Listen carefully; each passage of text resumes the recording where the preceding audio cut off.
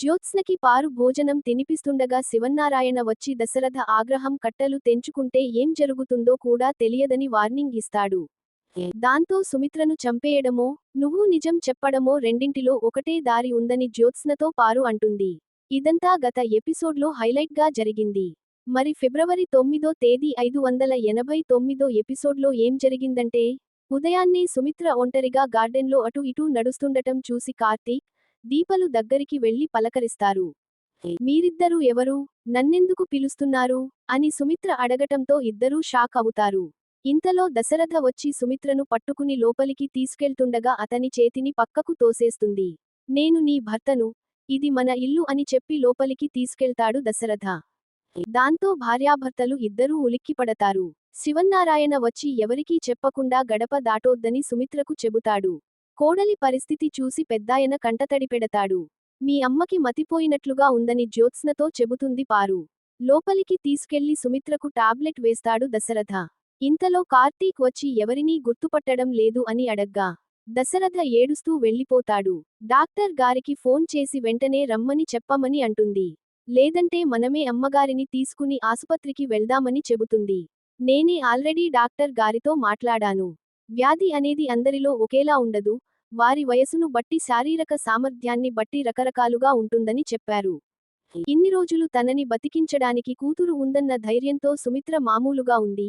కానీ samples match కాలేదని ఎప్పుడైతే తెలిసిందే అప్పటి నుంచి లేనిపోని బెంగ పెట్టుకుంది. తన కూతురి పెళ్లి చూడకుండానే చచ్చిపోతానని అనుకుంటోందని బాధపడతాడు దశరథ. మందులు కూడా వేసుకోవడం, భోజనం చేయడం మానేసింది. దాంతో మనుషుల్ని గుర్తుపట్టలేకపోతోంది. మీ అత్తని బతికించుకోవాలంటే వెంటనే ఆపరేషన్ చేయాలి. ఆపరేషన్ చేయాలంటే జ్యోత్స్న శాంపిల్స్ మ్యాచ్ అవ్వాలని చెబుతాడు దశరథ. మీ అత్త బతకదని నాకు అర్థమైపోయింది. ఉదయం లేచిన దగ్గరి నుంచి ఇంట్లో ఎవరినీ గుర్తుపట్టడం లేదు. ఏం చేయాలో ఎవరికీ అర్థం కావడం లేదని అంటాడు. ఇంట్లో లేదని వెతుక్కుంటూ వస్తే బయటుంది. మీరు కనిపించకపోతే గేటు తీసుకుని వెళ్ళిపోయేదని, ఇంత ఐశ్వర్యం ఉండి కూడా భార్యను కాపాడుకోలేకపోతున్నానని దశరథ కంటతడి పెడతాడు. దాంతో నాన్న అని దీప గట్టిగా అరుస్తుంది. నా కన్నీరు చూసి నీ గుండెల్లో పిలుపు బయటకు వచ్చిందా అని అంటాడు దశరథ. నీ తండ్రిని కాకపోయినా కాళ్లుకడిగా కన్యాదానం చేసినందుకు నాన్న అని పిలిచావా? ఈ నాన్న ఇంక బతకడు అని చెబుతాడు దశరథ. సుమిత్రమ్మకు ఏం కాదని దీప చెబుతుంది. ఏం కాదని ఎలా అంటావు? ఏ ధైర్యంతో అంటావని దశరథ ప్రశ్నిస్తాడు. అసలు కాపాడుకోవడానికి అవకాశం లేని స్థితిలో నేనుంటే, భార్య బతుకు మీద ఆశ పెట్టుకోను అని అంటాడు. మీ అత్త ఎన్నాళ్ళో బతకడని నాకు అర్థమైపోయింది. భార్యను బతికించుకోలేని భర్తగా మిగిలిపోతే నేను తట్టుకోలేను. అదే జరిగితే మీ అత్త కంటే ముందు నేనే చనిపోతాను అని చెప్పడంతో కార్తీక్, దీపలు కంటతడి పెడతారు. ఎంతోమంది దేవతలకు మీ అత్త పూజ చేసింది. వారిలో ఏ దేవతైనా నేనుంత కాలం బతికే ఆయుష్సు మీ అత్తకి ఇస్తే బాగుంటుందని అంటాడు. మీ అత్త లేని బతుకు నాకెందుకు అంటాడు.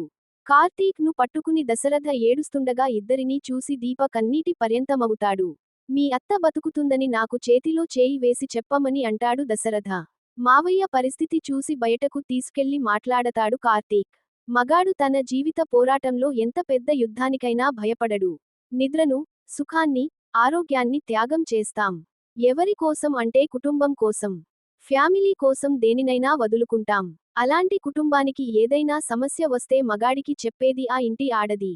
మరి ఆ ఇంటి ఆడదానికే సమస్య వస్తే భార్యను మించిన ధైర్యం ఆ భగవంతుడు కూడా ఇవ్వలేదని చెబుతాడు. భార్య నీరసంతో పడుకుని ఉంటే భర్త తీసుకునే ఊపిరి కూడా బరువుగానే ఉంటుంది. అలాంటిది భార్య శాశ్వతంగా నిద్రపోతుందన్న ఆలోచన నిన్నెంత బాధపెడుతుందో నాకు తెలుసు అంటాడు కార్తీక్. అత్త ఎప్పటికీ ఒంటరి కాదు. నీలోనే ఉందని ధైర్యం చెబుతాడు. నిద్రపోతున్న తల్లి దగ్గరికి వచ్చిన దీప కనిపించకపోవడంతో ఇల్లంతా వెతుకుతాడు కార్తీక్.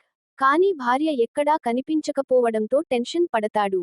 ఇంతలో దీప నేరుగా డాక్టర్ హారిక దగ్గరికి వెళ్తుంది. ఆమె మాటలు వినగానే డాక్టర్ షాక్ అవుతుంది. నువ్వు స్పృహలో ఉండే మాట్లాడుతున్నావా అని సీరియస్ అవుతుంది. స్పృహలో ఉన్నాను కాబట్టే నా తల్లి పరిస్థితి అర్థం చేసుకుని మాట్లాడుతున్నాను. నా తల్లి మనుషుల్ని కూడా గుర్తుపట్టడం లేదు. ఇంకా లేట్ చేస్తే ఆ మనిషి ఏమైపోతుందోనని భయంగా ఉంది అని అంటుంది దీప. అందుకని బిడ్డను చంపుకుంటావా?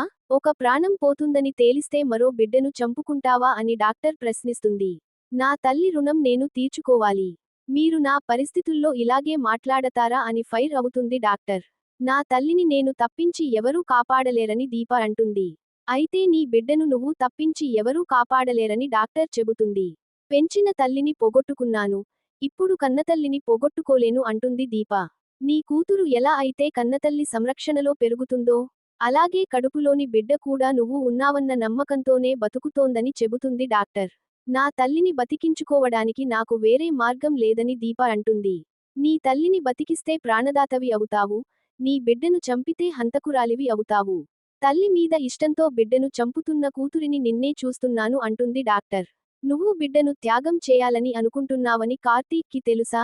నీ తల్లి కోసం నా బిడ్డను ఎందుకు వదిలేస్తున్నావని కార్తీక్ అడిగితే ఏం సమాధానం చెబుతావు అని ప్రశ్నిస్తుంది డాక్టర్. మా బావతో నేను ఏదో ఒకటి చెప్పుకుంటాను అంటుంది దీప. నీ భర్త దీనికి ఒప్పుకోడు, నేనేం చేయలేనని చెబుతుంది డాక్టర్. ఆ మాటలతో దీప కంటతడి పెడుతుంది. ఇంతటితో ఎపిసోడ్ ముగుస్తుంది.